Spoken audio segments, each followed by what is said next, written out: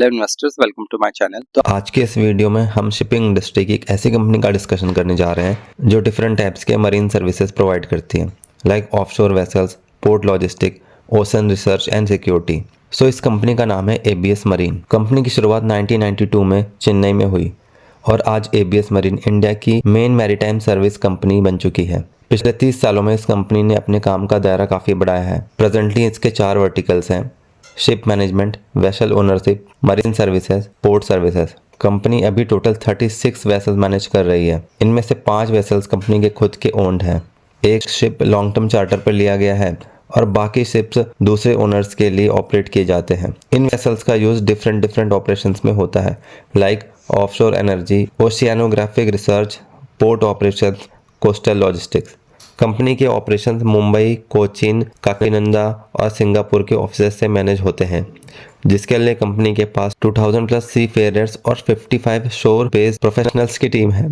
सो ABS marine एक large और diversified fleet manage करती है जो मल्टीपल मैरीटाइम सेक्टर्स को सर्व करते हुए एक स्ट्रॉन्ग टीम के थ्रू ऑपरेट होता है। कंपनी डीजीएस के रूल्स को पूरी तरह से फॉलो करती है, यानी यह director general of shipping regulations के साथ फुल्ली कंप्लाइंट है और यह टोटली आईएसओ सर्टिफाइड है।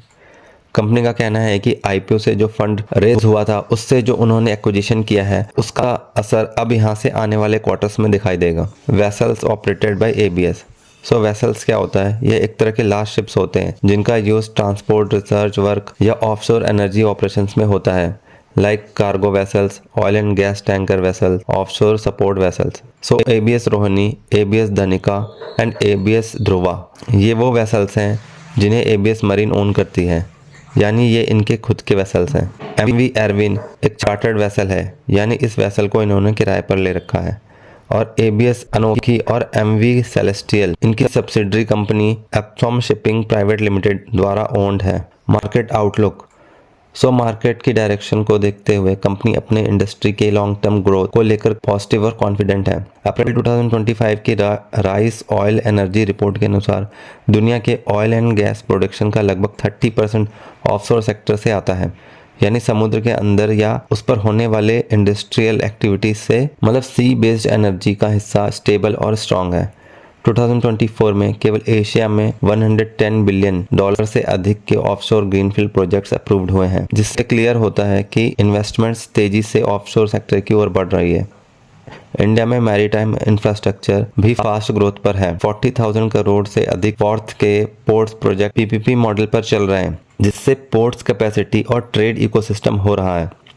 2025 के यूनियन बजट में शिपिंग को सपोर्ट करने के लिए इंडियन फ्लैग वेसल्स की संख्या बढ़ाने के लिए बहुत से इंपॉर्टेंट इनिशिएटिव्स अनाउंस किए हैं। सबसे बड़ा कदम है मैरीटाइम डेवलपमेंट फंड, जो शिप्स खरीदने और पोर्ट इंफ्रास्ट्रक्चर के लिए इक्विटी या डेट सपोर्ट देगा, ताकि 2047 तक ग्लोबल ट्रेड में इंडियन फ्लैग वेसल का हिस्सा 20% तक बढ़ाया जा सके। कंपनी कह रही है कि ग्लोबल ट्रेड में स्टील, एल्युमिनियम और एनर्जी इक्विपमेंट्स पर बदलते टैरिफ्स अनसर्टेनिटीज चैलेंजेस क्रिएट कर रहे हैं, लेकिन हमारा बिजनेस मॉडल सर्विस ओरिएंटेड है और पूरी तरह से टेक्निकल कंप्लायंस पर आधारित है, इसलिए ऐसे माइक्रो इकोनॉमिक फैक्टर्स का असर हम पर कम होता है। हम टैरिफ सेंसिटिव प्रोडक्ट से ज्यादा इंडिपेंडेंट है। उल्टा ऐसी डिसरप्शन से locally reliable compliant marine service providers की डिमांड और बढ़ रही है, जिससे एबीएस मरीन जैसी कंपनियों के लिए अपॉर्चुनिटी बढ़ती है।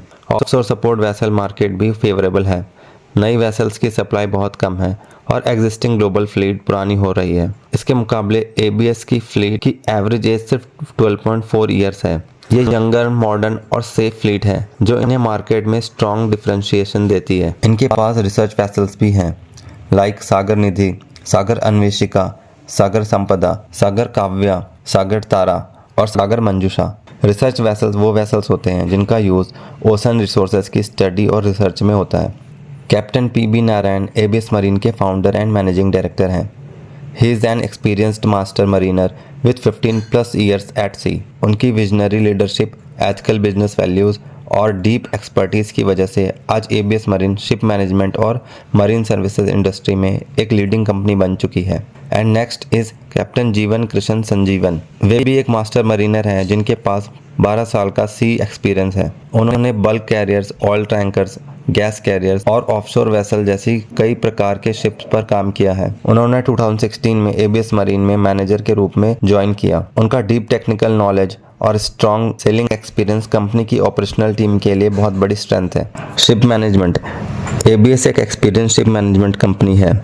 इसका काम शिप्स को सेफ और एफिशिएंट तरीके से ऑपरेट करना है। इस फील्ड में इन्हें 30+ ईयर्स का एक्सपीरियंस है। ये सेफ्टी एंड कंप्लायंस को लेकर काफ़ी स्ट्रिक्ट है।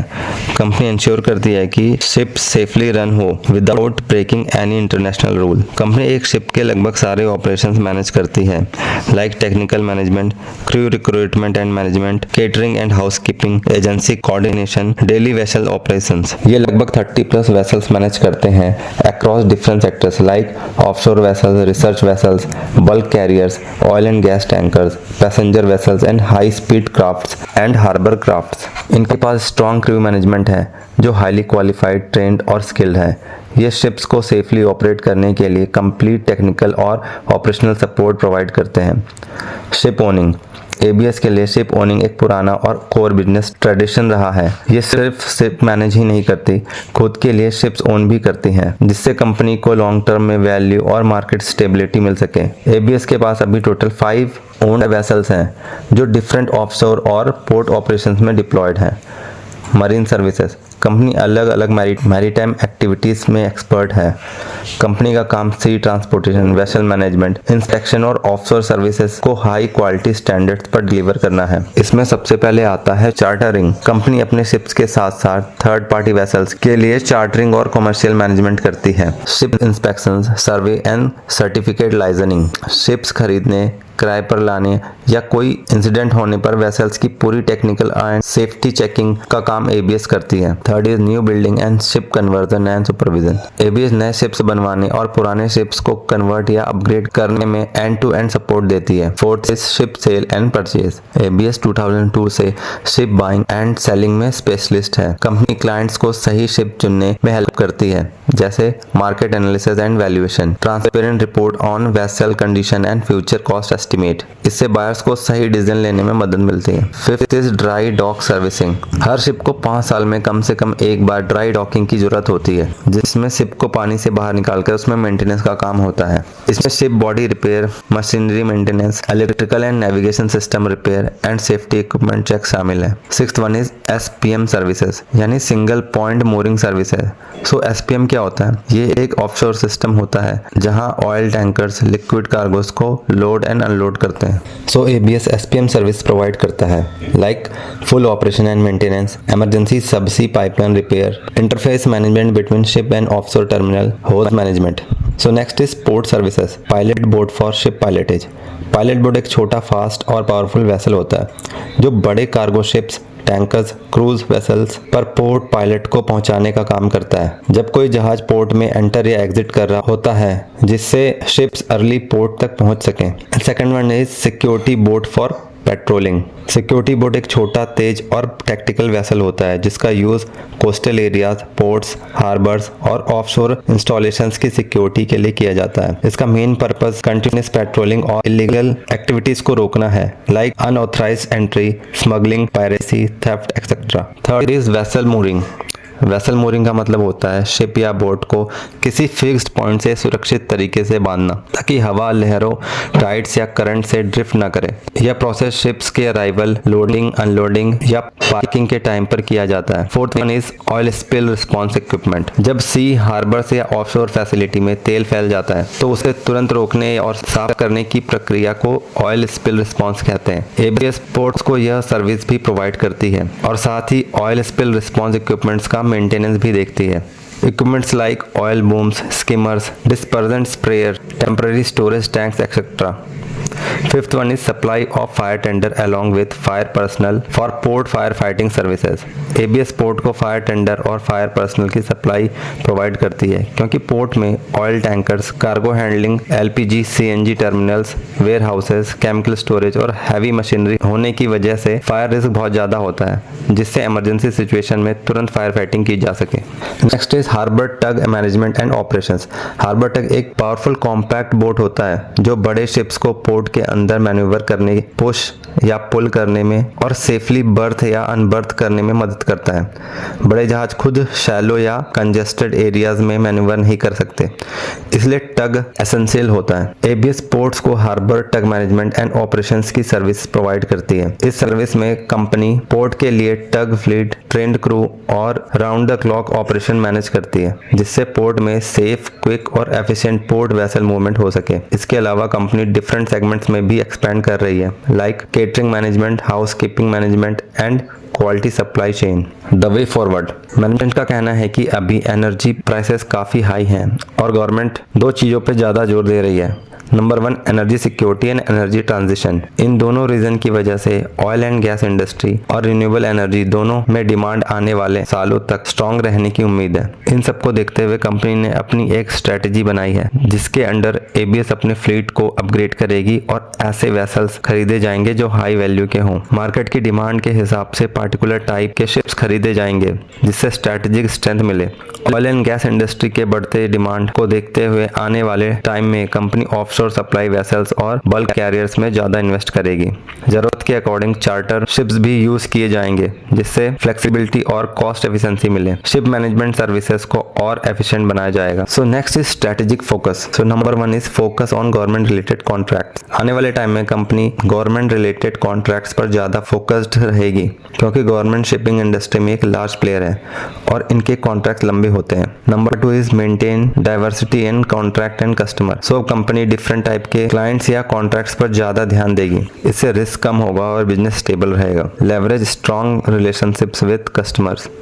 मैनेजमेंट का कहना है कि वे स्ट्रॉन्ग रिलेशनशिप वाले क्लाइंट्स के साथ repeat business, long term contract और हाई वैल्यू अपॉर्चुनिटी सिक्योर करने को देख रहे हैं। इन सब के अलावा कंपनी का मेजर फोकस ऑपरेटिंग एफिशिएंसी को बढ़ाने, स्ट्रेटेजिक अलायंस को और मजबूत करने और एक्विजिशन पर रहेगा। Financial overview. इनके टोटल इनकम में अच्छा खासा जंप आया है। टोटल इनकम 135 करोड़ से बढ़कर लगभग 180 करोड़ हो गई है। इसमें लगभग 33% का जंप आया है। एबिटा भी ठीक ठाक बढ़ा है, जो कि फाइनेंशियल ईयर 24 में 44 करोड़ था और अब बढ़कर 54 करोड़ हो गया है। फाइनेंशियल कॉस्ट में लगभग 1 करोड़ का जंप है, लेकिन डेप्रिसिएशन घट गया है, जिसका असर पीबीटी पर देखने को मिल रहा है। इसके विपरीत इनका टैक्स ड्रास्टिकली बढ़ गया है। जहां फाइनेंशियल ईयर 24 में इन्होंने 88 लाख का टैक्स दिया था, वहीं फाइनेंशियल ईयर 25 में इनका टैक्स बढ़कर 9.2 करोड़ हो गया है, जिसका मेन रीजन कंपनी का बढ़ता हुआ फिक्स एसेट है, जो ईयर ऑन ईयर डबल से भी ज्यादा हो गया है। इस वजह से नेट प्रॉफिट बहुत कम बढ़ा और ईपीएस डिक्रीज हो गया। पर जैसे ही फिक्स एसेट का असर प्रॉफिटेबिलिटी में आ जाएगा, ग्रेजुअली हमें नेट प्रॉफिट और ईपीएस भी स्टेबलाइज होते हुए दिखेंगे।